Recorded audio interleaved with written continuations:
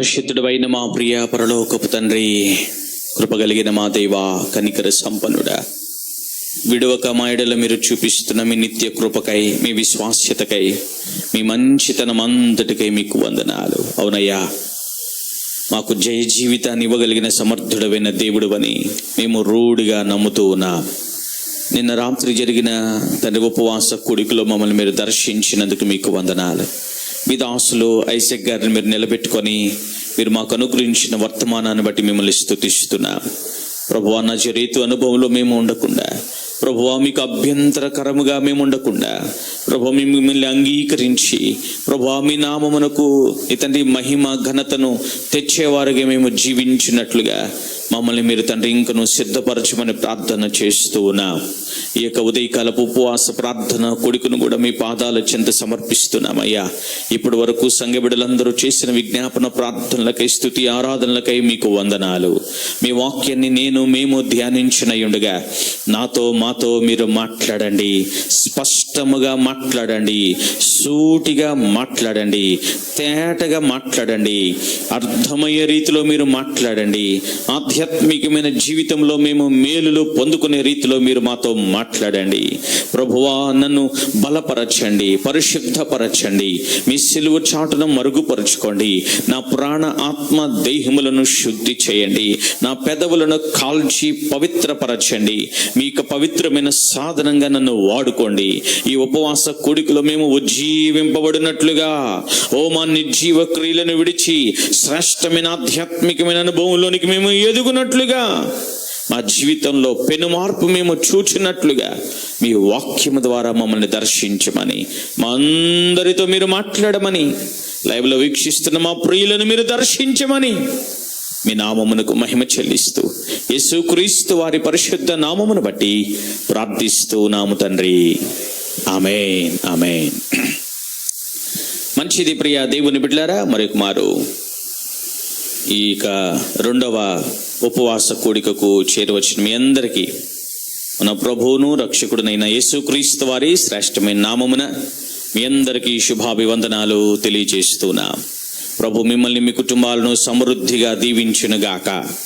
లైవ్లో వీక్షిస్తున్న మా ప్రియులైన వారందరికీ ప్రత్యేకమైన వందనాలు తెలియజేస్తున్నా. గుడ్.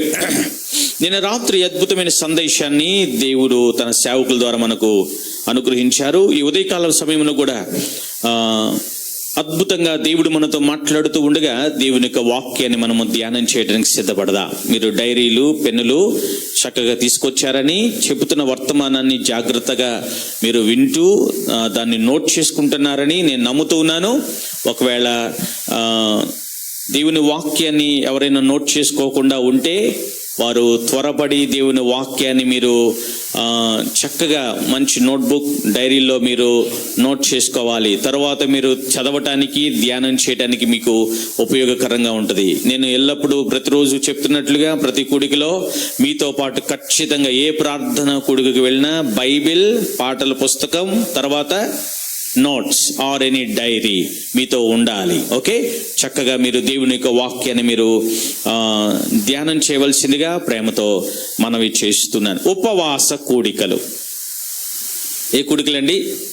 ఉపవాస కూడికలు. ఉపవాసం అంటే ఏంటి అసలు? కొన్ని విషయాలు మనము మరలా బేసిక్ నుంచి నేర్చుకుంటూ మనము ఆధ్యాత్మికంగా కొన్ని విషయాలు సరి చేసుకోవడానికి మనం ప్రయత్నం చేయాలి. మనము ఆధ్యాత్మికంగా రక్షింపబడి చాలా కాలం అవ్వచ్చు, కానీ కొన్ని మార్లు బేసిక్ లెవెల్స్ మనం మర్చిపోతున్నాం. ఏం మర్చిపోతున్నాం చెప్పండి? బేసిక్ లెవెల్స్ మనం మర్చిపోతున్నాం. బేసిక్ స్టాండర్డ్స్ మనం మిస్ అవుతున్నాం. ఎందుకని? ఆధ్యాత్మికంగా మనం ఏమైపోయాం చెప్పండి? చెప్పాలి, పెరిగాం కాబట్టి. అంతేనంటారా? మిమ్మల్ని ఒక ప్రశ్న అడిగినా, నేను పెద్దవాడను, పెద్దదాయన అయ్యాను కాబట్టి నేను తినట్లేదండి అని అంటారు ఎవరన్నా? అంటే చిన్ననాటి నుండి తింటూనే ఉన్నాగా, పెద్ద అయిన తర్వాత తింటాం ఏమైనా మానేసామా? ప్రారంభం నుండి బిడ్డ ఏం చేస్తున్నాడంట? తల్లిపాలో, లేకపోతే డబ్బా పాలో, లేకపోతే అన్నప్రసన్న దగ్గర నుండి గోరు ముద్దలు, ఆ తర్వాత వారే తింటా ఉంటారు. ఇప్పుడు వారు పెద్దవారు అవుతున్న కొలది ఆహారం ఏమవుతూ ఉంటుందంట చెప్పాలి? పెరుగుతూనే ఉంటుందిగా. అంటే తినడం అనేది ఆగలేదుగా. ఆగిందా? ఆగలేదు. అది కంటిన్యూ అవుతూనే ఉంది. ఎప్పటి వరకు? ఎన్ని సంవత్సరాలు తింటామండి? ఈ సంవత్సరం తినకుండా ఉంటాను అంటారా? నో. ఎన్ని సంవత్సరాలు వింటామండి వాక్యం? ఈ సంవత్సరం వద్దు అని అనే స్థితిలో మనకు వచ్చేసాం కదా. నేను పెద్దవాడిని అయిపోయాను, పెద్దదాన్ని అయిపోయాను అంతేనంటారా? నో. మనం బేసిక్ లెవెల్స్ మర్చిపోకూడదు. సో ఉపవాసం అంటే ఏంటి చెప్పండి అసలు? మన భాషలో ఉపవాసం అంటే తినకుండా ఉంటాం, అంతేనా?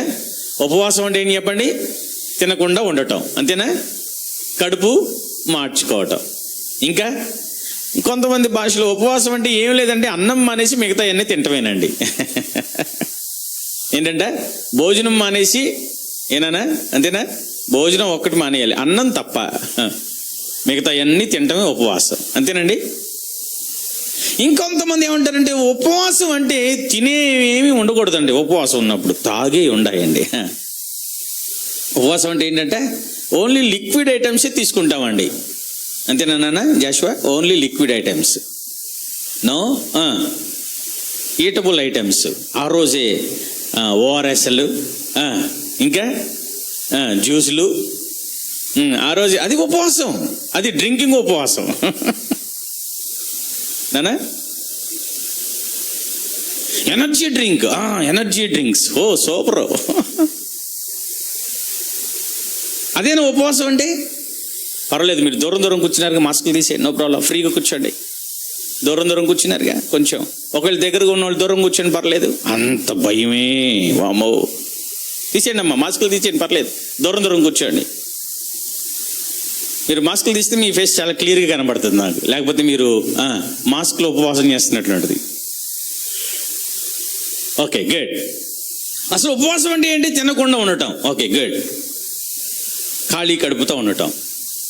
దేహాన్ని చెప్పండి మనము నిర్లక్ష్యం చేసి ఆత్మీయంగా మనము దేవునికి ప్రాధాన్యత ఇవ్వటం. గుడ్, మంచిది. ఉపవాసము, ఉప అంటే దగ్గర, వాసము అంటే నివసించుట. ఉపవాసము అంటే ఏం చెప్పండి? దగ్గరగా నివసించుట. ఉపవాసం మనల్ని ఎక్కడికి నడిపించాలంట? దేవుని దగ్గరికి నడిపించాలి. ఉపవాసం అంటే ఉప అంటే దగ్గర, వాసము అంటే నివసించుట, దేవునికి దగ్గరగా నివసించుట. కొన్నిసార్లు కొంతమంది అలిగి ఏమి తినకుండా ఉంటారు కదా, అలిగి తినకుండా ఉంటారు. దాన్ని కూడా మనం ఏమనుకుంటాం కొన్నిసార్లు, మా ఆవిడ నా కోసం ఉపవాసం ఉందండి. ఆ మాట పెట్టద్దు మీరు. మా ఓడు ఏమీ తినకుండా అలిగి ఉన్నాడండి, దాన్ని ఉపవాసం ఉన్నది. కానీ ఈ అలుగుడు ఎందుకు అంటే చెప్పాలి, అన్యోన్యత కోసమే. అవునంటారు కాదంటారా? ఇప్పుడు ఫర్ ఎగ్జాంపుల్ ఒక పిల్లవాడు ఏదైనా సైకిల్ కొనమన్నాడండి, సైకిల్ కొనమన్నాడు. కొనటానికి మన దగ్గర డబ్బులు లేవు. ఆడన్నాడు, నువ్వు సైకిల్ కొనేదాకా నేనేమి తిన్ను అన్నాడు. డాడీ అన్నాడు, అట్లాగంటావులే కానీ అడిగి టిఫిన్ పెట్టు అని డ్యూటీకి వెళ్ళిపోయాడు. మళ్ళీ మధ్యాహ్నం భోజనానికి వచ్చాడు. పిల్లవాడు ఏమీ తినకుండా అలాగే మంచం మీద పడుకొని ఉన్నాడు. ఇప్పుడు భార్యను అడుగుతున్నాడు, ఏంటి ఆడేం తినలేదా? ఆడేం తినలేదండి. ఆడికి ఆకలేసిద్ది ఖచ్చితంగా, అమ్మ అన్నం పెట్టి అంటాడు, నేను డ్యూటీకి వెళ్ళిపోతున్నానని భోజనం చేసి వెళ్ళిపోతాడు. మరలా సాయంత్రం పూట వస్తాడు. సాయంత్రం పూట వచ్చిన తర్వాత మరలా పిల్లవాడు మంచం మీద నాన్న వచ్చేదాకా ఆడుకుంటాడు. నాన్న రంగులో ఏం చేస్తాడు, మంచం ఎక్కేసి దుప్పుడు కప్పుకొని పడుకుంటాడు. నిజానికి వాడు తినలా, పట్టుబట్టాడు మా నాన్న ఏం చేయాలంట, సైకిల్ కొనాలని. వాడు ఆడుకుంటున్నాడు కానీ వాడు తినట్లా. మరలా భర్త అడిగాడు భార్యని, ఏమ్మా వాడేంటి పడుకుని ఉన్నాడు అంటే, వాడు నిజంగా ఉదయం నుండి ఏమీ తినలేదండి. సైకిల్ కొనేదాకా ఏమీ తినడంటండి. అంటే నాన్న ఏం చేస్తాడు ఇప్పుడు చెప్పండి? కొడతాడా? ముందు దగ్గరికి వెళతాడు, అవునా కాదా? ముందు ఎవరి దగ్గరికి వెళ్తాడు? పిల్లవాడి దగ్గరికి వెళ్తాడు. పిల్లవాడి దగ్గరికి వెళ్ళి ఏమంటాడు, నాన్న లే నేను కలిపి పెడతాను తింటావా అంటే, వాడు ముందు ఏం చేస్తాడు తెలుసా? నాన్న ఆ మాటను ఏడ్ చేస్తాడు, అవునా కదా? నాన్న ఆ మాటను ఏం చేస్తాడు, ఏడ్ చేస్తాడు. నాన్న నీకు సైకిల్ కొంటాను రా, ఇప్పుడు నా దగ్గర డబ్బులు లేవు నాన్న. లే ముందు నువ్వేం చేయాలంట, అన్నం తిను, ముందు అన్నం తిను అని పిల్లవాడిని లేపంలోని వాడు ఏం చేస్తాడు, డాడీని గట్టిగా పట్టేసుకొని చేస్తాడు. ఎందుకని, డాడీ నేను ఏమీ తినలేదని డ్యూటీ అయిపోయి నీరసంగా ఉన్నప్పటికీ, డ్యూటీలో చాలా కష్టపడినప్పటికీ డాడీ నా దగ్గరికే వచ్చాడు, నాతో మాట్లాడారు, నాకు కొంటానని మాట ఇచ్చారు. ఇప్పుడు డాడీ దగ్గర ఏం లేవంట, డబ్బులు లేవు కాబట్టి డాడీ నేను ఇప్పుడు భోజనం చేస్తాను, నిన్ను ఇబ్బంది పెట్టను, నీ దగ్గర డబ్బులు ఉన్నప్పుడే కొను అని అన్నాడు అనుకోండి, ఎలా ఉంటుంది? డాడీ కూడా పిల్లవాడిని ఏం చేస్తాడు, గట్టిగా కౌగులించుకుని డాడీ కూడా ఏం చేస్తాడు, లోపల ఒకవేళ బయటికి దుఃఖపడకపోయినా లోపల దుఃఖపడి ఒక నిర్ణయానికి వస్తాడు, ఏది ఏమైనా ఈ నెలలో ఏదో ఒక ఖర్చు తగ్గించుకొని పిల్లవాడికి ఏం చేయాలంట, సైకిల్ కొని పెట్టాలి అని అనుకుంటారు లేదా? సింపుల్. అంటే ఇప్పుడు సైకిల్ కోసం ఒక రోజు ఏమీ తినకుండా ఉన్నాడు. ఆ తర్వాత డాడీ దగ్గరకు వచ్చి, నానా డబ్బులు లేవురా, కొని పెడతా నాన్న, తొందరపడద్దు అనుగులో ఏమైపోయాడు, డాడీని గట్టిగా పట్టుకొని, డాడీ నీ దగ్గర డబ్బులు ఉన్నప్పుడే కొనిపెట్టు అన్నాడు పిల్లవాడు.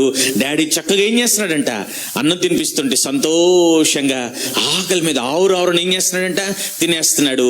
తండ్రి కూడా సంతోషంగా పెడుతున్నాడు. ఇప్పుడు తండ్రి మదిలో భోజనం పెడుతూ ఏముందో తెలుసా, నా పిల్లవాడికి తొందరగా ఏం చేయాలంట, సైకిల్ కొనివ్వాలి.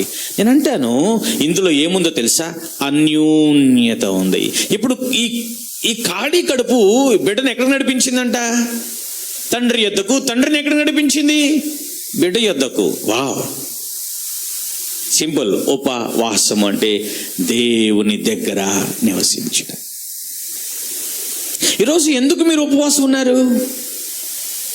ఆ దేవుడు మీ దగ్గరికి రావాలని, మీరు ఆయన దగ్గరకు వెళ్ళాలనేనా? అదేనా ముఖ్య కారణం, లేకపోతే ఇంకేమైనా ఉందా? అంతకంటే మించిన కారణం ఏదైనా ఉంటే ప్రాబ్లం లేదు. భౌతికమైన అవసరతల కొరకు, ఆరోగ్యం కొరకు, స్వస్థత కొరకు, బిడ్డల కొరకు, క్షేమం కొరకు, వనరుల కొరకు ఉపవాసం ఉండడంలో తప్పులేదు. అయితే దేవునితో నేను నివాసం చేయాలి, దేవుని దగ్గరకు నేను వెళ్ళాలి, దేవునితో సహవాసంలో నేను ఉండాలి అనేది మిస్ అయితే మనము చేసే ఉపవాసం వల్ల తాత్కాలికంగా మనం ఏదైనా తృప్తి కలిగిద్దేమో కానీ దేవునికి అది సంతోషకరంగా ఉండకపోవచ్చు. ఓకే, ఉపవాసము అంటే దగ్గరగా నివసించుట. ఎవరికి దగ్గరగా చెప్పండి? దేవునికి దగ్గరగా. కొన్ని విషయాలు మనం త్వరగా ధ్యానం చేయడానికి ప్రయత్నం చేద్దాం. చూడండి,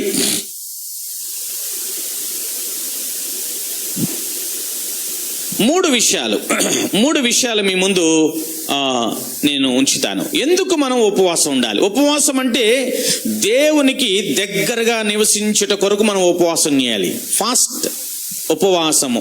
అంటే దగ్గరగా, వాసము అంటే నివసించుడు. దేవునికి దగ్గర ఒకటి కోసం ఉపవాసం చేయాలి. ఓకే, తరువాత ఇంకా ఎందుకు ఉపవాసం చేయాలి? మనము పోగొట్టుకున్న ఆత్మీయ జీవితాన్ని మరలా తిరిగి మనము చెప్పండి పొందుకోవటం కోసం. ఎందుకు ఉపవాసం చేయాలి? ఒకవేళ మనము దేవునికి దగ్గరగా లేకుండా, దేవునికి దూరమై ఆత్మీయ జీవితంలో ఎక్కడైనా మనము దేవునికి దూరమైన స్థితిలో ఉన్నామేమో, ఆ పోగొట్టుకున్న ఆత్మీయ జీవితాన్ని తిరిగి మరలా చెప్పండి మనము పొందుకోవటం కోసం ఉపవాసం చేయాలి. To regain the strength of our spirit. మన ఆత్మకు తిరిగి మరలా నూతనమైన బలము చేకూరినట్లుగా మనం ఉపవాసం ఉండాలి. ప్రాణ ఆత్మ దేహాలు అంటాం కదా, దేహమునకు కావలసిన ప్రతి వనరులు ప్రతిరోజు మనం ఇస్తున్నాం. అవునంటారు కాదంటారా? ఎవరు చెప్పినా చెప్పకపోయినా, ఎవరు ప్రోత్సహించినా ప్రోత్సహించకపోయినా, ఎవరు దాని కొరకు ప్రార్థన కొడుకులు పెట్టినా పెట్టకపోయినా, దాని గురించిన శ్రద్ధ మనం ఖచ్చితంగా తీసుకుంటాం.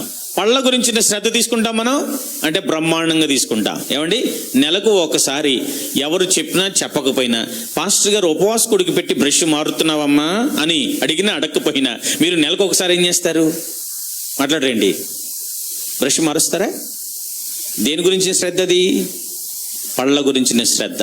మరి కళ్ళు మసకగా కనబడుతుంది అనుకోండి, దానికోసం ఉపవాస కొడుకు పెట్టి మిమ్మల్ని ఏమైనా ఎంకరేజ్ చేయాలి పాస్టర్ గారు? అమ్మా నీ కళ్ళు మసకగా కనబడుతున్నాయి, దానికి ఉపవాస కొడుకు పెడతాను, నేను ఎంకరేజ్ చేస్తాను, మీరు కళ్ళజోడు ఇప్పించుకోండి అని చెప్పాలా? అవసరంలా. కళ్ళ గురించిన శ్రద్ధ చెప్పినా చెప్పకపోయినా మీరు తీసుకుంటారు, అవునా కదా? ఇంకా ఏదైనా సరే ఈ దేహమును గురించిన శ్రద్ధ ఎవరూ చెప్పకుండానే మనం తీసుకుంటున్నాం. మరి మన దేహములో అదృశ్యమైన దేవుడు ఉంచిన ఆత్మ ఉందే, మరి దాని గురించిన శ్రద్ధ. మీ కళ్ళను ఎవరైనా పొడవటానికి ప్రయత్నం చేస్తే మీరేం చేస్తారు? మీ దగ్గరకు వచ్చి హాయ్ అన్నా బాగున్నావా అని కళ్ళలు ఇట్ట పొడవడానికి ప్రయత్నం చేస్తున్నారు కూడా, ఏం చేస్తారు? బాగున్నా అంటారా కళ్ళు తెరిచి? మరేమంటారు? ఆగు దూరంగా ఉండి, ఏంటి కళ్ళు పొడవటం చూస్తున్నావు నువ్వు, ఆగు దూరంగా ఉండి, బాగానే ఉన్నాను కానీ నాకు మంచిగా ఉన్న కళ్ళు నువ్వు పాడు చేయటం చూస్తున్నావు ఏంటి అంటాం లేదా? దాన్ని మనం చెప్పాలి, జాగ్రత్త చేసుకుంటాం లేదా, భద్రం చేసుకుంటాం లేదా? మీ కళ్ళ ముందు ఏదైనా చిన్న చిన్న పురుగులు ఉంటాయి కదా, ఈగలాంటి, అవి కళ్ళ ముందు ఇటు తిరుగుతున్నాయి అనుకోండి, ఏం చేస్తారు మీరు? ఇట్లా అంటూ ఉంటారు. అది కళ్ళ దగ్గరే తిరుగుతూ ఉంటుంది, ఒక్కొక్కసారి ఇక్కడ వాళ్తూ ఉంటుంది కదా, పెదవుల దగ్గర, ముక్కు దగ్గర, తర్వాత గుయ్యి గుయ్యి గుయ్యి అని తిరుగుతూ ఉంటుంది. అప్పుడు ఏం చేస్తారు మీరు? ఏం చేస్తారు? పాస్టర్ గారు ఎవరిని వచ్చి అమ్మా ఈగ కొట్టుకో, గుయ్యి గుయ్యి అంటున్నా, ఈగని ఇట్ట కొట్టుకో అని చెప్పాలి మీకు? చెప్పరుగా. మీరేం చేస్తారు కదా? అలాగే మన ఆత్మీయ జీవితాన్ని పాడు చేసే అపవాది, చాలా జాగ్రత్తగా వినండి, మన ఆత్మీయ జీవితాన్ని అపవాది ఏం చేస్తున్నాడంట? పాడు చేస్తున్నాడు. వాడి తంత్రములను జయించుట కొరకు మనం ఏం చేయాలంట? ఉపవాసం ఉండాలి. ఎందుకు ఉపవాసం ఉండాలి? దేవునితో అన్యోన్యమైన సహవాసం కొరకు మనము ఉపవాసం ఉండాలి. ఎందుకు మనం ఉపవాసం ఉండాలి? మనం ఆధ్యాత్మికంగా ఒకవేళ ఎక్కడైనా మనం ఆత్మీయంగా బలహీనంగా ఉన్నామేమో, దానిని మనము తిరిగి ఆత్మీయంగా సరి చేసుకోవడానికి ఉపవాసం ఉండాలి. ఎందుకు ఉపవాసం ఉండాలి? అపవాది ఏం చేస్తున్నాడంట? మనలను మోసం చేయడానికి ప్రయత్నం చేస్తున్నాడు. వాడి తంత్రములను తెలుసుకొని వాడిని జయించుట కొరకు మనం ఏం చేయాలంట? ఉపవాసం ఉండాలి. వీటిని ఎప్పుడు మనము చెప్పించుకోవాల్సిన అవసరం లేదు. అది మనంతటికి మనమే చెప్పండి, సొంతగా మనము నిర్ణయాలు తీసుకోవాలి కదా. Yes or no? నాలుగవదిగా మనము ఉపవాసం ఎందుకు ఉండాలి అంటే, ఆయనతో అనుదినము మనము చెప్పండి ఆధ్యాత్మికంగా ఆయన కోరుకున్న స్థాయికి దినదినము ఎదుగునట్లుగా ఉపవాసం ఉండి మనము పరీక్షించుకుంటూ ప్రార్థన చేసుకోవాలి. Yes or no? ఈ రోజుల్లో చాలా మంది వెయిట్ లాస్ కొరకు ప్రయత్నం చేస్తూ ఉన్నారు. దేనికోసం చెప్పండి? వెయిట్ లాస్ కొరకు ప్రయత్నం చేస్తున్నారు. తెలియని దినాలలో ఏమైపోయారంటే బాగా ఎంత క్యాలరీస్ తీసుకోవాలో తెలియక మ్యాక్సిమం తీసేసుకున్నారు. ఇప్పుడు వెయిట్ ఎక్కువైపోయి వెయిట్ లాస్ కొరకు ప్రయత్నం చేస్తున్నారు. అందులో తప్పేం లేదు. ఆ వెయిట్ లాస్ కొరకు ప్రయత్నం చేస్తున్నారు ఏం చేస్తారంట? ఎక్కడ వెయిట్ మిషన్ కనబడితే అక్కడికి వెళ్ళి ఈరోజు నేను ఎంత వెయిట్ ఉన్నా, ఫ్రీగా ఒకవేళ వెయిట్ చూసుకునే మిషన్ కనబడేది అనుకోండి, గంటకు ఒకసారి చూసుకుంటారేమో. అందులో ఉన్న ఉద్దేశం ఏంటి? నేను వెయిట్ తగ్గానా లేదా, వెయిట్ తగ్గానా లేదా? అవునా? ఒకవేళ వెయిట్ తగ్గినట్లు కనబడితే ఎలాగుంటుంది వారి మనసు? చెప్పాలి, చాలా సంతోషంగా ఉంటుంది. అది బాగా వెయిట్ ఉండి ఆయాస పడిపోతూ ఇబ్బంది పడుతున్న వారికే తెలుస్తుంది ఆ బాధ ఏంటో, ఆ సంతోషం ఏంటో. ఎస్, ప్రతి గంటకు ఎక్కడ బస్ స్టాండ్లో వెయిటింగ్ మిషన్ కనబడినా అక్కడ చూసుకుంటాను. ఒకవేళ రైల్వే స్టేషన్కి వెళ్తే అక్కడ, షాపింగ్ మాల్కి వెళ్ళాం, ఒక షాపింగ్ మాల్లో చూసుకున్నాం, తర్వాత ఇంకో షాపింగ్ మాల్కి వెళ్ళాం, అక్కడ కూడా ఏముందంట? ఫ్రీ వెయిట్ చూసుకోవడం ఫ్రీ అన్నారు అనుకోండి, అక్కడ ఏదో మొత్తానికి తేడా ఉంటుంది. ఎక్కడ చూసుకుందాం? అక్కడ 69 కేజీలు వచ్చినాయి అనుకోండి, ఇక్కడ 69 కేజీలు వచ్చినాయి అనుకోండి, దాంతో సరిపెట్టుకోం. ఇంకొక షాప్కి వెళ్ళాం అనుకోండి, అక్కడ కూడా ఉందనుకోండి, ఈ 2 మిషన్లు ఏదో తేడాగా ఉన్నట్టుంది. మూడోది ముచ్చటిగా చూసుకుంటా, అక్కడ కూడా 69 వచ్చింది అనుకోండి, అప్పుడు అనుకుంటా అమ్మయ్యా వెయిటింగ్ మిషన్ బాగానే పనిచేస్తుంది కదా. సింపుల్. మన ఆరోగ్యమును గురించి, మన వెయిట్ లాస్ గురించి మనం ఎంత శ్రద్ధ కలిగి ఉన్నామో దీనిని ఉదాహరణగా మనం పెట్టుకొని, మరి ఆత్మీయ జీవితాన్ని గురించి ఎంత శ్రద్ధ కలిగి ఉన్నా, దేవునితో అన్యోన్యమైన సహవాసాన్ని గురించి ఎంత శ్రద్ధ కలిగి ఉన్నా. సో ఉపవాసం ఆయనకు దగ్గరగా నివసించుట కొరకు. ఉపవాసం దేనికోసం చెప్పండి? ఆత్మీయంగా ఒకవేళ మనం ఎక్కడైనా బలహీనంగా ఉన్నామేమో పరీక్షించుకొని సరి చేసుకున్నట్టు కొరకు ఉపవాసం. ఎందుకని? అపవాది తంత్రములను తెలుసుకొని వారిని ఎదిరించి జయించుట కొరకు. ఉపవాసం ఎందుకు? దేవునితో అన్యోన్యమైన సహవాసములో ఎదుగుట కొరకు. ఈరోజు మీరు అందుకే ఉపవాసం ఉన్నారా? ఉపవాసం ఎందుకు ఉండాలో మనం విన్నాం కదా. రెండో విషయం మనం చూద్దాం త్వరగా. రెండో విషయాన్ని మనం చూద్దాం. అసలు ఉపవాసం ఎలా ఉండాలి, ఎలా చేయాలి? యోవేలు గ్రంథంలో దేవుడు మాట్లాడుతున్న ఒక అద్భుతమైన మాట.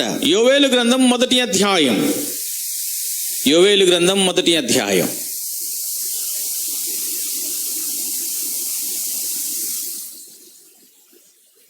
14వ వచనం చూడండి. యోవేలు గ్రంథం 1వ అధ్యాయం 14వ వచనం.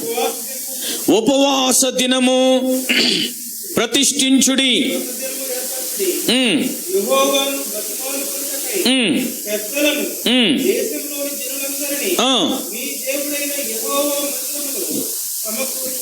ఉపవాస దినమును ప్రతిష్ఠించుడి. ఈ మాట నాతో చెప్పండి. ఉపవాస దినమును ప్రతిష్ఠించుడి. మనం ఉపవాస దినాన్ని ఏం చేయాలి చెప్పండి? ప్రతిష్ఠించుకోవాలి. ప్రతిష్ఠించడం అంటే, ప్రతిష్ఠించుకోవడం అంటే ఉపవాసము కొరకు మనల్ని మనము ఏం చేయాలంట? అప్పగించుకోవాలి, సమర్పించుకోవాలి. ఏదో ఆటోమేటిక్గా అనౌన్స్ చేశారని పెట్టుకోవడం కాదు. మీరు వారంలో ఒక రోజు ఉపవాసాన్ని ప్రతిష్ఠించుకుంటున్నారా? లేకపోతే నెలకు ఒక రోజు ఉపవాసాన్ని ప్రతిష్ఠించుకుంటున్నారా? లేకపోతే మీకు వ్యక్తిగతంగా ఆధ్యాత్మికమైన క్షేమం కొరకు ఉపవాసాన్ని ప్రతిష్ఠించుకుంటున్నారా? ప్రతిష్టాత్మకముగా చేయవలసినది ఉపవాస ప్రార్థన. ఎలా చేయాలండి చెప్పండి? ఉపవాస ప్రార్థన ప్రతిష్ఠించుకొని చేయాలి, సమర్పణతో చేయాలి. దేవుడు అంటున్నాడు, ఉపవాస దినమును ఏం చేయాలంట? ప్రతిష్ఠించుడి.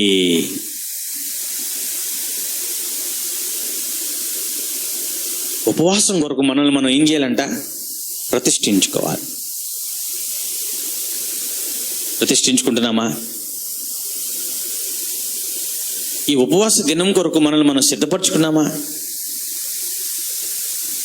కొన్ని బాధాకరమైన విషయాలు ఉపవాస దినాల్లో మనం చేయకూడని విషయాలు మీ ముందుంచాలని నేను ప్రయత్నం చేస్తున్నాను. ఉపవాసం ఉన్నప్పుడు మనం చేయవలసినవి ఉన్నాయి, చేయకూడనివి ఉన్నాయి. బాధ ఏంటో తెలుసా? చేయవలసినవి చేస్తూ చేయకూడనివి చేసామనుకోండి, ప్రయోజనం ఏమనుందా?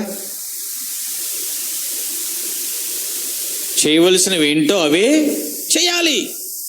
ఇప్పుడు ఉదాహరణకు ఏదైనా మనం వండుతున్నాం అనుకోండి, ఆ వండేటప్పుడు వేయవలసినవి మాత్రమే వేయాలి.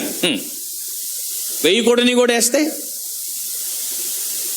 కరేపాకు వేసావా? వేసానండి. కొత్తిమీర వేసావా? వేసానండి. పసుపు వేసావా? వేసానండి. కారం వేసావా? వేసానండి. ఉప్పు వేసావా? వేసానండి. మరేంటి ఎంత చేదుగా ఉంది? రుచిగా ఉంటుందని యాపాకు కూడా వేసానండి. షుగర్ తగ్గిద్దని యాపాకు కూడా వేసానండి. వేయొచ్చు, అది వేయకూడదుగా. అంటే నువ్వు అన్నీ వేసావు, రుచికరంగానే ఉంటుంది, కానీ వేయకూడదు ఒక్కటి ఏమైపోద్దంట? పడిపోద్దుగా. అదేంటమ్మా పాలు ఇరిగిపోయాయి? పాలు కాగి పెడితే నిమ్మకాయ పిండిందంట. ఏంటంటే ఉంటాయా? అదేంటమ్మా పాలు కారంగా ఉన్నాయి? పద్దాకులో షుగర్ వేసుకునే తాగేది, కారం వేసే కొంచెం. అదేంటి అంటే చేయవలసినవి చెయ్యాలి, చేయకూడనివి చేయకూడదు. మనకు బాధాకరమైన విషయం ఏంటంటే చెప్పనా, మనం ఉపవాసం ఉంటాం, ప్రార్థన చేస్తాం, ఆ తర్వాత చేయకూడను కూడా మనం చేసేస్తున్నాం. ఉపవాస దినమును మనం ఏం చేయాలి చెప్పండి? ప్రతిష్ఠించుకోవాలి. ఆ రోజును ఉపవాసానికి మనల్ని మనం, ప్రార్థనకు మనల్ని మనం చెప్పండి ఏం చేయాలంట? ప్రతిష్ఠించుకోవాలి. ఆ రోజు ఉద్యోగం, ఆ రోజు వ్యాపారం, ఆ రోజు ఇంటి పనులు, ఆ రోజు అయ్యో ఈరోజు సెలవు పెట్టానండి, అందుకే బూజులన్నీ దులిపేద్దాం అనుకుంటానండి. ఎందుకు సెలవు పెట్టావమ్మా? ఉపవాస ప్రార్థనకి. మరి బూజులు దులపడం ఏంటమ్మా? సెలవు పెట్టాను కదండి. ఎందుకు సెలవు పెట్టావమ్మా? ఉపవాస ప్రార్థనకి. మరి బూజులు దులపడం ఏంటమ్మా? సెలవు పెట్టాను కదండి. అబ్బా అసలు చూసి ఎంత సింక్ అవుతుందో. సెలవు ఎందుకు పెట్టావు? ఉపవాసకుడికి. అమ్మ మరి బీసెంట్ రోడ్లో ఉన్నావేంటి? షాపింగ్ చేద్దామని. సెలవు ఎందుకు పెట్టావమ్మా? ఉపవాసకుడికి అండి. మరి బీసెంట్ రోడ్లో ఉన్నావేంటి? సెలవు పెట్టాను కదండి అందుకండి. అబ్బా, అర్థమైంది ఈ మాట మీకు? బీసెంట్ రోడ్లో ఎందుకు ఉందంటే సెలవు పెట్టింది కాబట్టి. సెలవు ఎందుకు పెట్టావమ్మా? ఉపవాసకుడికి అండి అందుకే. అబ్బా, పేరు ఉపవాసకుడిక, కానీ ఎక్కడ కనబడతాం మనం? షాపింగ్. పేరు ఉపవాసకుడిక, ఎక్కడ కనబడతాం మనం? బోజులు దులుపుకుంటా, ఇంటి పనులన్నీ చేసుకుంటా. ఉపవాస దినమును మనం ఏం చేయాలి చెప్పండి? ప్రతిష్ఠించుకోవాలి. దేనికి? ముందు చెప్పినట్లుగా మన ఆత్మీయ జీవితం క్షేమం కొరకు, దేవుడితో అన్యోన్యమైన సహవాసం కొరకు. ఇంకా దేనికి? అపవాది తంత్రములను మనము గుర్తెరిగి మనము అపవాది క్రియలను ఏం చేయటం కొరకంట? జయించుట కొరకు మనల్ని మనము ఉపవాస దినమునకు ఏం చేయాలంట? ప్రతిష్ఠించుకోవాలి.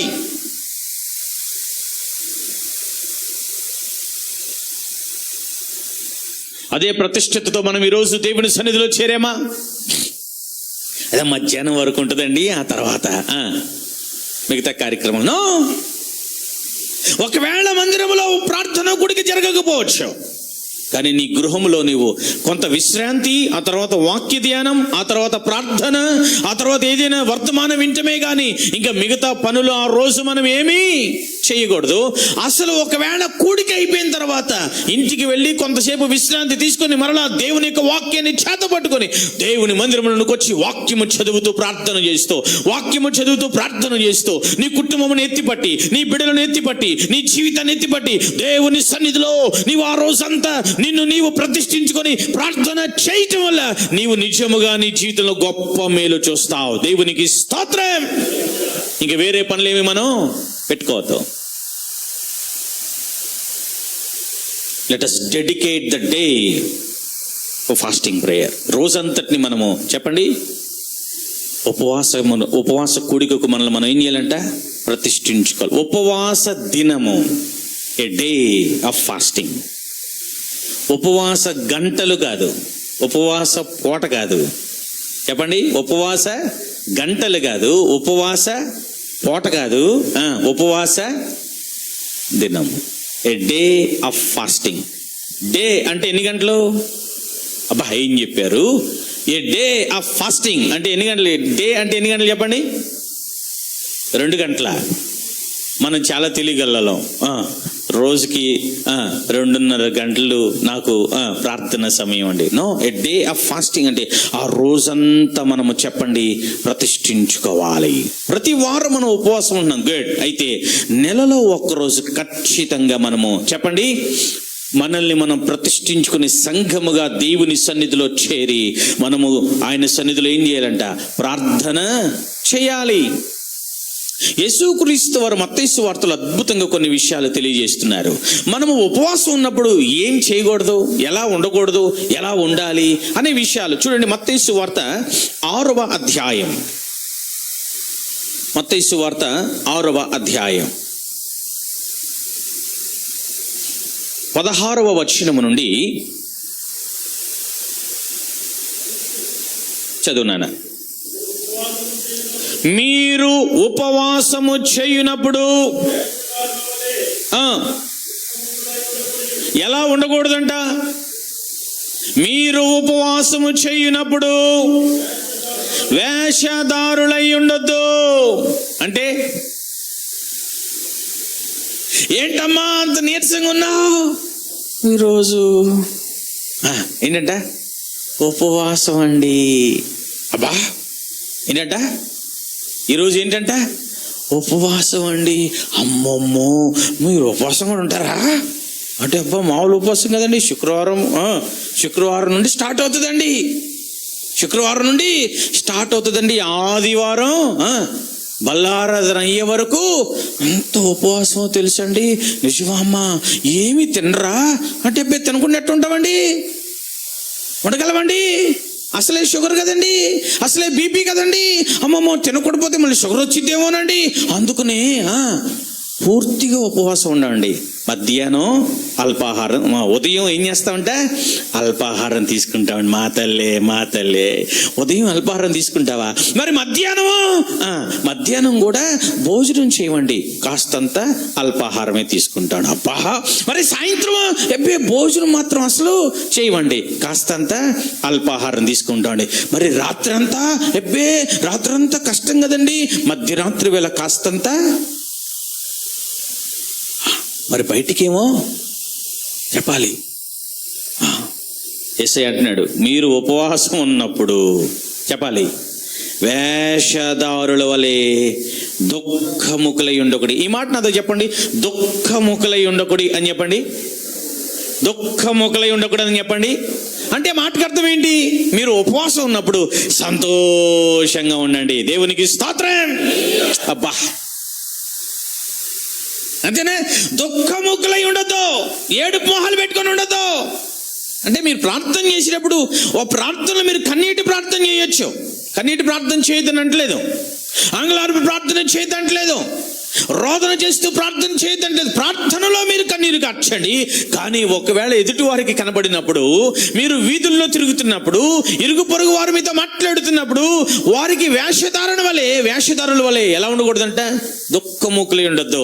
ఒకవేళ వారు మిమ్మల్ని అడిగినప్పుడు, ఏంటక్క అంత సంతోషంగా ఉన్నావు, ఏంటి తమ్ముడు అంత సంతోషంగా ఉన్నావు, నిన్న కొంత బాధలో ఉన్నావు, నిన్న కొంత దుఃఖంలో ఉన్నావు, ఈ రోజు ఏంటి అంత సంతోషంగా ఉన్నావు అంటే, నేను నా దేవుని సన్నిధిలో నన్ను నేను ప్రతిష్ఠించుకొని ప్రార్థన చేయడానికి నేను సిద్ధపడ్డాను, ప్రార్థన చేస్తున్నాను, ప్రార్థన చేస్తుండగా నాలో నూతనమైన బలం వస్తుందని సంతోషంతో వారికి మనం చెప్పాలి. దేవునికి స్తోత్రం. ఉపవాసంలో మనం దుఃఖం ఉండకూడదండి, దుఃఖముఖులుగా మనం ఉండకూడదు. మళ్ళీ ఎలా ఉండాలి చెప్పాలి. ఏం చెల్లి అంత బాధగా ఉన్నావేంటి అని అనకూడదు. ఉపవాసం ఉన్నప్పుడు, ఏంటి తమ్ముడు అంత యాక్టివ్గా ఉన్నావేంటి అంటే, అన్నా ఒక సీక్రెట్ ఉందిలే, తర్వాత చెప్తానులే.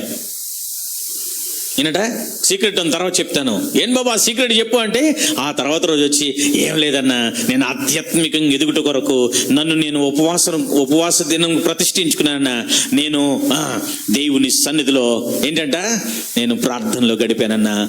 నా సంతోషానికి కారణం ఏంటంట? ఆ ప్రార్థన జీవితమే. వా, దేవునికి స్తోత్రం. ఏంటి తమ్ముడు సంతోషంగా ఉన్నావు? జీతం పెరిగిందన్నా. అబ్బో, మన సంతోషం దేనికి? జీతం పెరిగిందన్నా. ఏంటి చెల్లి నీరసంగా ఉన్నావు? ఉద్యోగం పోయిందన్నా. అబ్బా, అని సంతోషానికి కారణం జీతం పెరగటం, నీ దుఃఖానికి కారణం ఏంటి?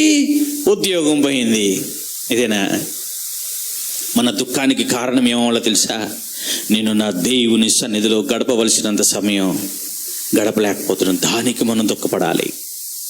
అయ్యో, నా దేవునికి ఇవ్వవలసినంత ప్రాధాన్యత నేను ఇవ్వలేకపోతున్నా, దానికి మనం దుఃఖపడాలి.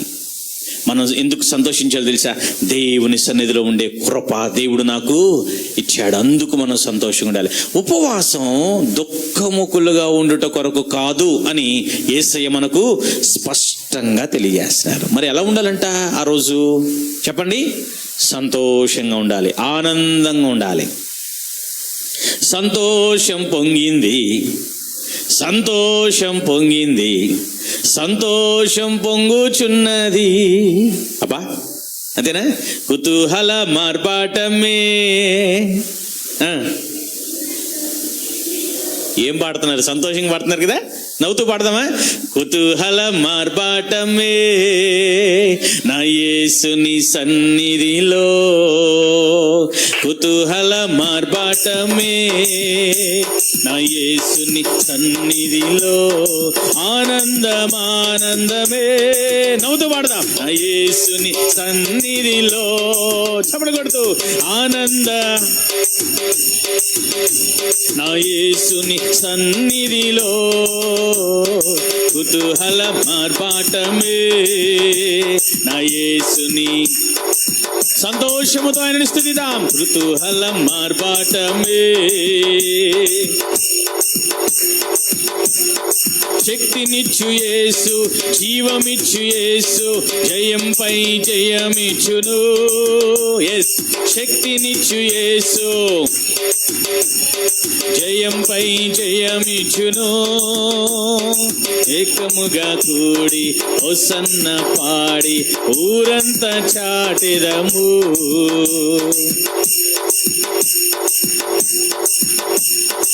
ఎస్, కుతూహలం మార్బాటమే, ఉపవాసములో సంతోషం, కుతూహలం మార్బాటమే, నా యేసుని సన్నిధిలో ఆనందమానందమే, నా యేసుని ఆనందమానందమే, నా యేసుని సన్నిధిలో కుతూహల మార్పాటమే, నా యేసుని సన్నిధిలో కుతూహల మార్పాటమే, నా యేసుని సన్నిధిలో. దేవునికి స్తోత్రం, హల్లెలూయా. మనము ఉపవాసం ఉన్నప్పుడు చెప్పండి, దుఃఖముఖులై ఉండకూడదు. ఒకవేళ దుఃఖం మనలో వస్తుంది అంటే ఆ దుఃఖం దేని నిమిత్తం రావాలి? నేను నా దేవుని సన్నిధిలో నా దేవునికి ఇవ్వవలసినంత సమయాన్ని ఇవ్వలేకపోతున్నాను, నా దేవునితో గడపవలసిన సమయాన్ని నేను నేను ఆధ్యాత్మికంగా ఎదగవలసిన రీతిలో ఎదగలేకపోతున్నాను అనే విషయంలోనే దుఃఖం మనకు రావాలి. వేషధారణల వలె దుఃఖముఖులై ఉండకూడదు. తర్వాత ఇంకేమంటున్నారు చూడండి, మనుష్యులకు కనబడవలెనని వారు తమ ముఖములను వికారము చేసుకుంటారు. వికారము, దుఃఖము, తర్వాత ఏంటంటే వికారము. దుఃఖమునకు ఆపోజిట్ పదం ఏంటి చెప్పండి? సంతోషం. వికారానికి వికారము. ఇప్పుడు వికారము, ఇప్పుడు ఫర్ ఎగ్జాంపుల్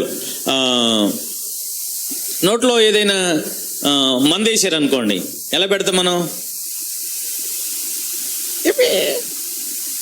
అంటారా?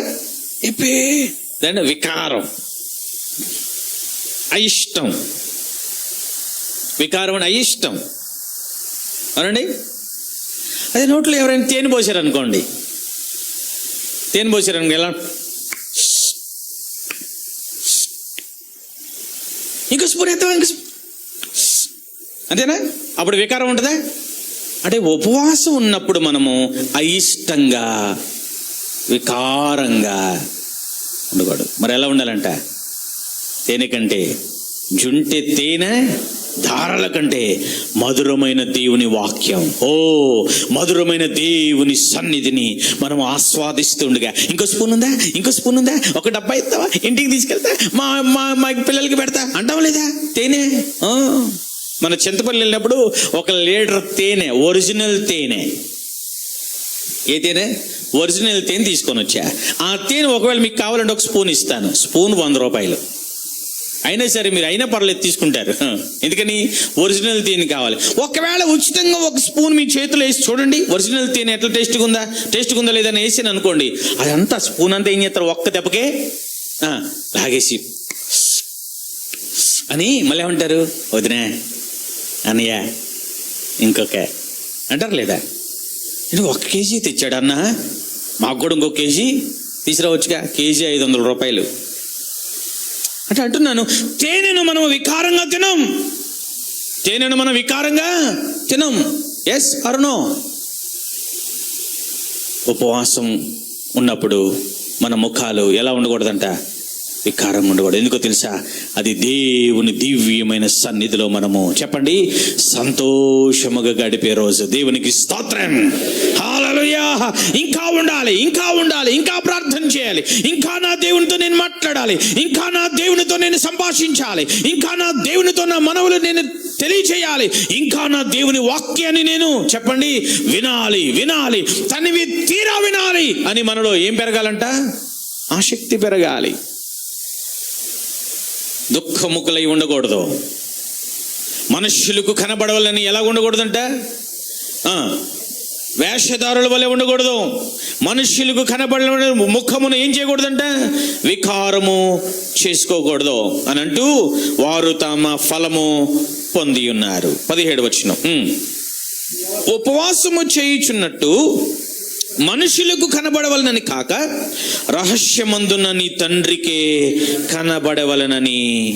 వావ్! ఎవరికి చెప్పండి? రహస్యమందున్న నీ తండ్రికి. నీ తండ్రికి అని మీరు అండర్లైన్ చేసుకోండి. మనందరికీ ఒక పరమ తండ్రి ఉన్నాడు. ఆ పరమ తండ్రి దృష్టిలో మనము ఉండాలని మనం ఏం చేయాలంట? ఉపవాసం ఉండాలి. అబ్బా, ఎవరి దృష్టిలో ఉండాలి మనం? ఎవరికి కనబడాలని చెప్పండి? పరమ తండ్రికి, మన తండ్రికి, మన దేవునికి, మన సృష్టికర్త అయిన దేవునికి, మనల్ని రక్షించిన మన దేవునికి, మన కొరకు త్యాగమయ్యున్న మన రక్షకుడైన వానికి మనము కనపడాలని, ఆయన దృష్టిలో మనము పడాలని మనం ఏం చేయాలంట? ఉపవాసం ఉండాలి. మనుషుల దృష్టిలో మనం ఉన్నప్పటికీ ఏం చెప్పండి? ప్రయోజనం లేదు. ఆయన దృష్టిలో మనము ఉండాలి. ఈ రోజుల్లో మనం ఆయన దృష్టిలో ఉండడానికి ప్రయత్నం చేస్తున్నామా? మనుషుల దృష్టిలో ఉండడానికి ప్రయత్నం చేస్తున్నామా? మనుషులకు కనబడటానికి ప్రయత్నం చేస్తున్నామా? దేవునికి కనబడటానికి ప్రయత్నం చేస్తున్నామా?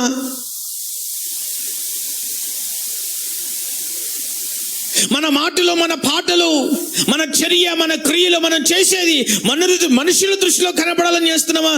దేవుని దృష్టిలో కనబడాలని చేస్తున్నామా? మన వ్యక్తిగత ప్రార్థన పరిమాణం ఎంత? మనము సమాజంలో చేరినప్పుడు ప్రార్థన చేసే పరిమాణం ఎంత? ఒక 10 మందో, ఒక 20 మందో, లేకపోతే ఒక సమూహంగా ఉన్నప్పుడు మనకి ప్రార్థన చేయమని ఇస్తే ఎంతసేపు ప్రార్థన చేస్తాం? విస్తారంగా ప్రార్థన చేస్తాం. అయితే వ్యక్తిగత ప్రార్థనకు వచ్చేసరికి నేను చెప్పాను కదా, మా కుక్, నేను కేరళలో బైబిల్ ట్రైనింగ్ చేస్తున్నప్పుడు చాటా మంచిగా వంట వండుతాడు. వంట అంతా వండి ఆయనే వడ్డిస్తాడు. వడ్డించి అలసిపోతాడేమో పాపం. 2-2:30 అయిపోద్ది మధ్యాహ్నం. ఆయనకి లంచ్ టైం అయ్యేసరికి చక్కగా ప్లేట్లో పెట్టుకుంటాడు, కూర్చుంటాడు. దేవా నువ్వు చూస్తున్నావు, నేను తింటున్నాను, ఆమేన్ అంటాడు. అంతే.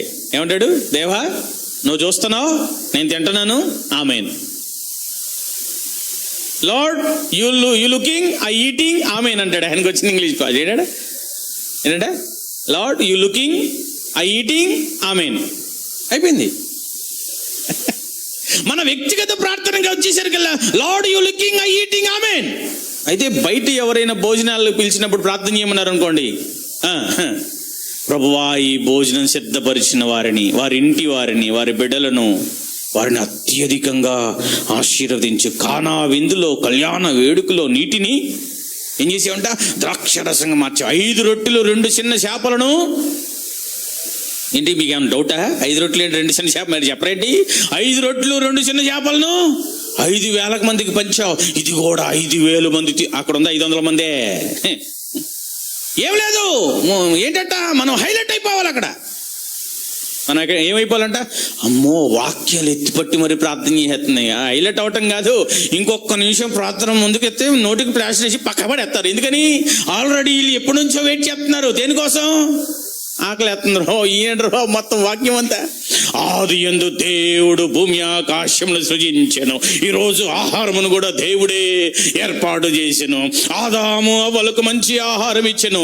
ఓ నోవాహు ఓడలో ఇన్ని వేల జంతువులకు ఆహారము. ఏంటంట? ఆర్డర్ వచ్చేస్తుంది ఇంకా ప్రార్థనలో. సారేపతు విధవరాల్ని పోషించిన దేవుడు. అదంత అవసరం ఇప్పుడు? ఏలియాను కాకోలములతో పోషించిన దేవుడు అవసరం ఇప్పుడు కదా? సమాజంలోనేమో ఎంత విస్తారమైన ప్రార్థన చేస్తాం కదా. Yes or no? మరి వ్యక్తిగతంగా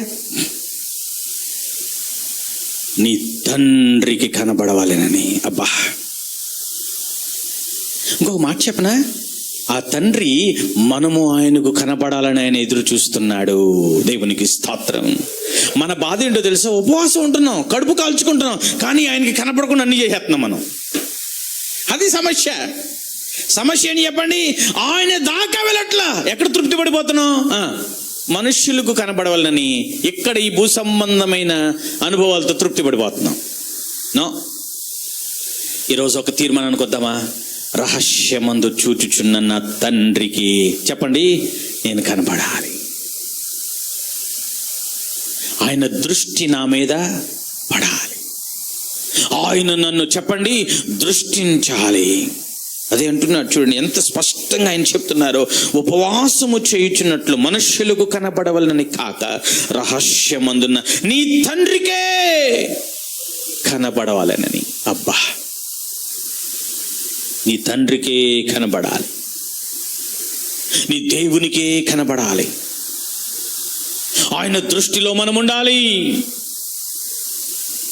మనుషుల దృష్టిలో మనము ఒకవేళ ఏ గొప్ప స్థితిలో ఉన్నప్పటికీ అది తాత్కాలికం, టెంపరీ. అయితే దేవుని దృష్టిలో మనం ఉంటేనంట ఆయన మనల్ని, చెప్పండి, ఆయన కోణంలో మనల్ని అంతకంతకు ఏం చేస్తాడంట, ఆశీర్వదించుకుంటూనే వెళ్తాడు. మన ప్రయత్నం దేనికోసం? మన ప్రార్థనలు దేనికోసం? మన ప్రయాస దేనికోసం? మనుషుల దృష్టిలో గొప్పవారుగా ఉండాలనే, లేక దేవుని దృష్టిలో గొప్పవారుగా ఉండాలనే? మనుషులకు కనబడవలననే, లేక దేవునికి కనబడవలననే? ఈ ఉపవాస కొడుకులు మనం ప్రశ్నించుకుందామా? ఇంకేమంటున్నాడో చూడండి. నీ తల అంటుకొని నీ ముఖము కడుగుకొనుము. ఇది శుద్ధీకరణకు, బాహ్య శుద్ధీకరణ, అంతరంగిక శుద్ధీకరణ. బాహ్య శుద్ధీకరణ ఆధ్యాత్మికంగా మనల్ని మనం ఏం చేయాలంట, శుద్ధి చేసుకోవాలి. పరిశుద్ధతకు చిహ్నం. నిన్ను నీవు కడుగుకో, మరణం అంతటినీ కడిగి వేసుకో, శుభ్రపరచుకో. మన రహస్య పాపాలంట, చెప్పండి, మన రహస్య పాపాలు ఆయనకి కనబడుతున్నాయి కదా, వాటిని మనం ఏం చేయాలంట, రహస్యమందున్న తండ్రికి కనబడినట్లుగా మనం వాటిని ఏం చేయాలంట, ఒప్పుకోవాలి. అందుకే కీర్తనకారుడు 90 కీర్తనలు ఈ మాట అంటాడు చూడండి. 90వ కీర్తన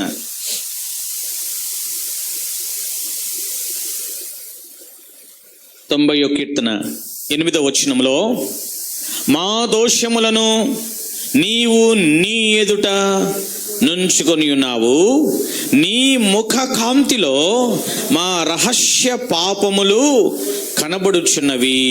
ఏంటంట, నీ ముఖ కాంతిలో మా రహస్య పాపములు రహస్యమందున్న తండ్రికి మనము కనపడునట్లుగా ఉపవాసం ఉండి ప్రార్థన చేయడానికి ముఖ్య ఉద్దేశం ఏంటో తెలుసా? ఆ రహస్యమందున్న తండ్రికి మన రహస్యమైన, చెప్పండి, పాపస్థితి కనబడుతుంది. దానిని మనం ఏం చేయాలంట, కడిగి వేసుకోవాలి, శుద్ధి చేసుకోవాలి, పరిశుద్ధపరుచుకోవాలి. మన దేహమునకు, మనకు ఆత్మకు, మన ఆత్మకు అంటిన కల్మషం అంతటిని మనం ఏం చేయాలంట, కడిగి వేసుకోవాలి. క్లెన్సింగ్ ప్రాసెస్ లోనికి రావాలి, శుద్ధీకరణ అనుభవంలోనికి రావాలి. బాహ్య శుద్ధి కావాలి, అంతరంగిక శుద్ధి మనకు కావాలి. అది ఎక్కడ జరుగుతుంది? రహస్యమందు నా తండ్రి నన్ను చూస్తున్నాడని ఎప్పుడైతే మనం గమనిస్తామో అక్కడ జరుగుతుంది. మనుష్యులకు కనబడవలనైతే వారు బాహ్య శుద్ధి కూడా చేయరు. ఎందుకంటే పూర్తిగా ఏమి తలంతా నూనె పెట్టేస్తారు, కారిపోతుంది, మొహమంతా జిడ్డుగా, మొహమంతా నీరసంగా కనబడిద్ది. జనరల్గానే నూనె పెడితే ఎట్లా ఉంటాం? అదేంటమ్మా నీరసంగా ఉన్నావు, అదేంటి? నన్ను చాలా మంది అడిగారు, ఏం పాస్టర్ గారు నీరసంగా ఉన్నారంటే, నీరసం నీ మొహం ఆగా నూనె పెట్టే తలగంట. నేను ఎక్కడ నీరసంగా ఉన్నా, తలకి నూనె పెడితే ఆటోమేటిక్గా ఎలాగుంటుంది, నీరసంగా ఉన్నట్లే కనబడుతుంది. అవునా కదా? నువ్వు నీరసంగా కనపడకుండా ఉండడానికి ప్రయత్నం చెయ్యి. అంటే ఇప్పుడు మన నీరసం అంతా పోవాలంటే ఏం చేయాలి? తలకున్న ఆ భారం అంతా వదిలించుకోవాలి. ఉపవాసకుడి కంటే ఖచ్చితంగా తలంటూ స్నానం చేయాలి, తెల్ల బట్టలు కట్టుకోవాలి అని కొంతమంది రూల్స్ పెడతారు. నేను ఆ రూల్స్ మాట్లాడట్లేదు. అది ఖచ్చితమైన అవసరమే, బాగుంటుంది, మనకే మైండ్ అంతా ఫ్రెష్గా ఉంటుంది. తల స్నానం చేసి చక్కగా ఫ్రెష్గా ప్రభు సన్నిధికి వస్తే దేహమునకున్న బడలిక నుండి విడుదల మనం పొందుకుంటాం. ఆ దేహమునకు బడలిక నుండి విడుదల పొందుకుంటే మనసు ప్రశాంతంగా ఉంటుంది, హృదయం ప్రశాంతంగా ఉంటుంది. మనము దేవుని సన్నిధిలో చేరి ప్రార్థన చేస్తున్నప్పుడు ఎలా చేయగలమంట? చాలా ప్రశాంతంగా మనము ప్రార్థన చేయగలం. Yes or no? బాహ్య శుద్ధి మనకు కావాలి, అంతకంటే మించి అంతరంగిక శుద్ధి మనకు కావాలి. కడుక్కోండి, శుద్ధి చేయండి. ఎలా చేయకూడదు, ఎలా చేయాలి? ఇంకొంచెం లోతుల్లోనికి మిమ్మల్ని నడిపించాలని ఆశపడుతున్నాను. ప్రభు చిత్తం ఇది ఈరోజు రాత్రి ఇంకా ఎలా చేయకూడదు అనేది యెషయా గ్రంథం 58వ అధ్యాయం ఒకసారి చూడండి. యెషయా గ్రంథం 58వ అధ్యాయం. ఎలా చేయాలి? మన తండ్రికి కనబడినట్లుగా చేయాలి. ఎలా చేయాలి? మనము బాహ్యంగాను అంతరంగంగాను శుద్ధి చేసుకుని ఉపవాసం ఉండి మనము ప్రార్థన చేయాలి. ఇంకను యెషయా గ్రంథం 58వ అధ్యాయము 1 వచనం నుండి 14 వచనాలు మనం చదివితే అక్కడ ఒక ప్రశ్న తలెత్తుతుంది. మనం ఉపవాసం ఉంటున్నాం, మనము మన కడుపును కాల్చుకుంటున్నాం, మనము కన్నీరు కారుస్తున్నాం, మనం ప్రార్థన చేస్తున్నాం. కానీ ఎంత ఉపవాసం ఉండి ప్రార్థన చేసినా మనకి ఏమి రావట్లేదంట? జవాబు రావట్లా. ఎందుకు జవాబు రావట్లేదు అని మనలో కూడా కొన్ని మార్లు ఏముంటుందంట? ప్రశ్న ఉంటుంది. అవునా? ఆ ప్రశ్నకు యెషయా గ్రంథం 58వ అధ్యాయం అద్భుతమైన జవాబు. ఆ ప్రశ్న ఏంటి? నేను ఉపవాసం ఉంటున్నాను పాస్టర్ గారు, వారానికి అవసరమైతే 2-3 రోజులు ఉపవాసం ఉంటున్నాను, కఠినంగా ఉపవాసం ఉంటున్నాను, ఖచ్చితంగా ఉపవాసం ఉంటున్నాను, కానీ ఏం రావట్లేదంట. దేవుడు మాత్రం మౌనంగా ఉన్నాడు. అదే ప్రశ్న వేస్తున్నారు చూడండి. 3వ వచనం 58 యెషయా గ్రంథం 58వ అధ్యాయం 3వ వచనం. మేము ఉపవాసం ఉండగా నీవెందుకు చూడవు? మేము మా ప్రాణములను ఆయాసపరుచుకొనగా నీవెందుకు లక్ష్య పెట్టవు అని అందరూ మీ ఉపవాస దినమున మీరు మీ వ్యాపారము చేయుదురు. జవాబు అక్కడే ఉంది. ఏమడుగుతున్నారు? అయ్యా మేము ఉపవాసం ఉన్నాగా, మేము ఉపవాసం ఉండగా నీవెందుకు చూడవు? మేము మా ప్రాణములను ఆయాసపరచుకొనగా నీవెందుకు లక్ష్య పెట్టవు అంటే సింపుల్గా జవాబిస్తున్నాడు. నువ్వు ఏమీ తినకుండా ఉంటున్నావు, కానీ నీ పని నువ్వు చేసుకుంటున్నావు. ఎక్కడికి రావట్లా? దేవుడి సన్నిధికి రావట్లా, ప్రార్థన చేయట్లా. మనలో ఉన్న ఫెయిల్యూర్ ఇదేనేమో. ఉపవాసం ఉంటున్నావు కానీ ఎక్కడ లేవు దేవుని సన్నిధిలో. మరి ఎక్కడున్నావు?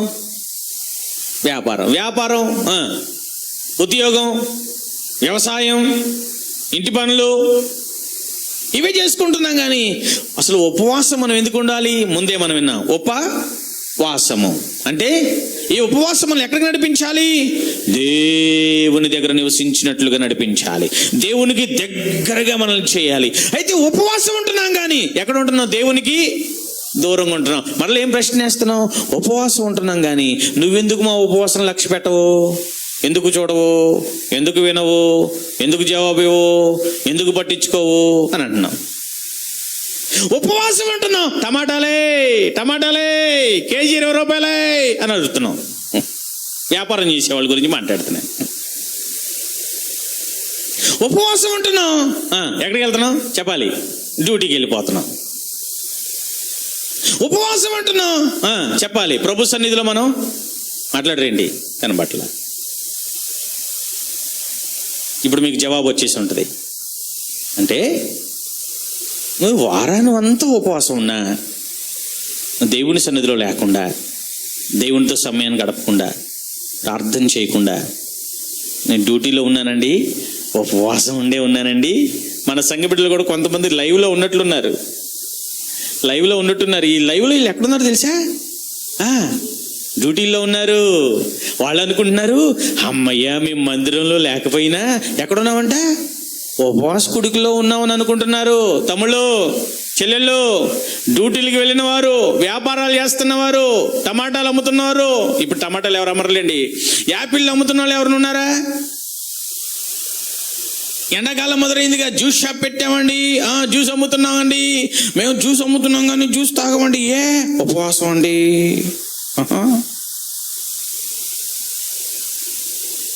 జాబ్ చేసేటప్పుడు అందరూ కలిసి, కొలీగ్స్ అందరూ కలిసి ఏం చేస్తారు? ఒక చోటే భోజనం చేస్తారు కదా. ఇతరుగాడు భోజనం చేయట్లేదు, అక్కడే కూర్చున్నాడు, నీరసంగా కూర్చున్నాడు, ఆ కుర్చీలోనూ కూర్చున్నాడు. అంటే ఉపవాసం ఏంటట? ఉపవాసం. కానీ ఆ లైవ్లో చూస్తున్నాడు, మా అన్న చూస్తున్నాడు. మీరు లైవ్లో కనబడతారు నాకు, నేను మీకు కనబడతాను. కానీ మీరు ఎక్కడున్నారో, ఎవరికి కనబడుతున్నారు? దేవునికి కనబడుతున్నారు. ఇది తప్పు. అయితే ఉపవాసం మానేసాయి, ఉపవాసం ఉండటం మానేసాయి. మళ్ళీ దానికి ఒక పేరు. ఏమి పేరు? ఉపవాసం. దేవునికి దూరంగా ఉంటావు. మళ్ళీ దేవుడిని ప్రశ్నిస్తావు. ఏమని? నేను ఉపవాసం ఉండగా నువ్వెందుకు చూడవు? అబ్బో చూసేయాలి ఈయన. మనం ఉపవాసం ఉండడంలోనే చూసేయాలి ఈయన. కానీ మనం ఆయన వైపు చూడం, ఆయన సన్నిధికి రాం, వాక్యం చదవం, ప్రార్థన చెయ్యం, మనం ప్రతిష్ఠించుకోం. మన డ్యూటీలు మనమే చేస్తాం, మన వ్యాపారం మనమే చేస్తాం, మన పని మనమే చేసుకుంటాం, మన ప్రయాణాలు మనమే చేస్తాం. కానీ మనల్ని మాత్రం ఎవరు చూడాలంట? దేవుడు చూడాలి. మళ్ళీ పాట కూడా పాడతాం, నీ ప్రేమ చాలయ్యా, నీ చూపు చాలయ్యా, నీ తోడు చాలయ్యా, నీ నీడ, నీ మాట చాలు, నీ చూపు చాలు, నువ్వు ఎక్కడి నుంచి చూసినా చాలయ్యా, నువ్వు లైవ్లో చూసినా చాలా. ఆయన అంటాడు, నీకు లైవ్లోనే దీవులు పంపిస్తా అన్నాడు అనుకోండి, అది అక్కడే అయిపోతాయి. ఆ లైవ్లో దీవులు పంపిస్తే నా దగ్గరకు వస్తాయి, నేను మీకు ఇవ్వాలిగా. దీనికి లైవ్ ఎక్కడి నుంచి వస్తుంది? ఎక్కడి నుంచి వస్తుంది? ఇప్పుడు లైవ్లో దేవుడు దీవులు పంపించాలంటే నాకు దగ్గరికి రావాలి. నేను అంటాను, నేను ఇవ్వను ప్రభువా, నేను ఇవ్వను. నువ్వు ఒకవేళ లైవ్లో పంపిస్తే లైవ్లోనే పట్టేసుకుంటాను నేను. లైవ్లో దీవులు వస్తాయా?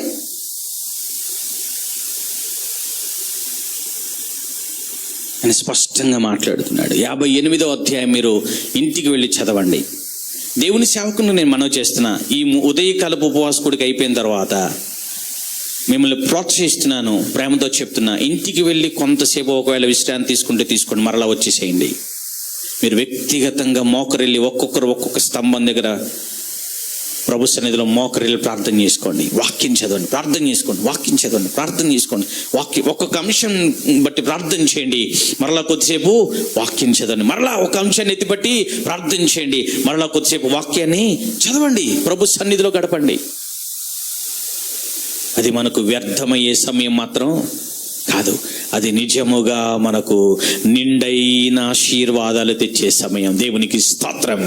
ఓకే, యెషయా గ్రంథం 58వ అధ్యాయం మనము ప్రభు చిత్తమైతే రాత్రికి మనము ధ్యానం చేద్దాం. ఉపవాసం అంటే చెప్పండి, దేవునికి దగ్గరగా ఉండే ఆత్మీయమైన అనుభవం, అపవాది తంత్రాలను గుర్తెరిగి ఎదిరించి మనము జయించే అనుభవం. ఉపవాస అనుభవం అంటే దేవునితో న్యూన్యమైన సహవాసంలోనికి ఎదిగే అనుభవం. ఉపవాసం ఉన్నప్పుడు మనం వేషధారుల వల్ల మనుష్యులకు కనబడవాలని చెప్పండి మనము ఉండకూడదు. ఉపవాసం ఉన్నప్పుడు రహస్యమందు చూచుచున్న తండ్రి మన మీద దృష్టి కలిగి ఉండాలని, ఆయనకు అనుకూలంగా మనం ఉండాలని చెప్పండి. మనం ఉపవాసము ఉండాలి.